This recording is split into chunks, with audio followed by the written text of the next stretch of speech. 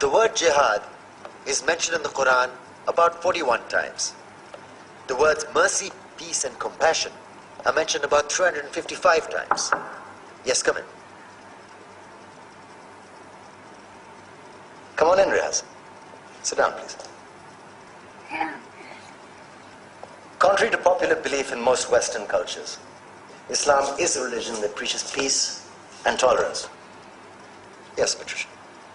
If Islam truly is a religion that preaches peace, then how come the world's most troubled spots, the West Bank, Afghanistan, Pakistan, Iraq, they're all plagued with Islamic terrorism? Well, that depends on your definition of terrorism. Some might argue that the US invasions of countries like Iraq and Afghanistan are also acts of terrorism. No, those were acts of war to get rid of despotic regimes. Or a means of getting at a country's oil.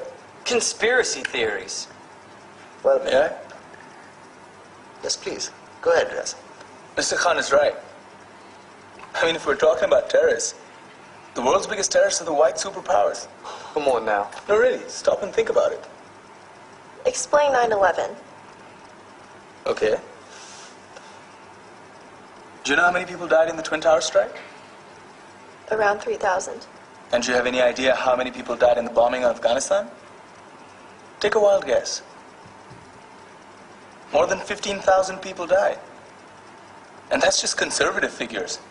About 50,000 tons of explosives were dropped on innocent civilians. Men, women, children. Yeah, but that was because of the Taliban. Now that you brought it up, did you know that the Taliban was a creation of the CIA to fight the Russians? Whatever. They were still harboring terrorists. Yeah, right. Terrorists that were never found.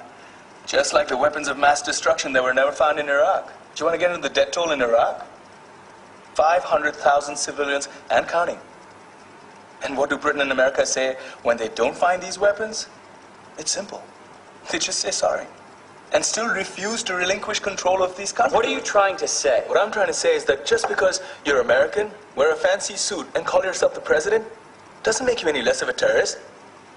I'm saying that if you don't stop meddling in other people's countries, you will face a backlash. If Muslims like you feel that way, then why don't you get out of our country?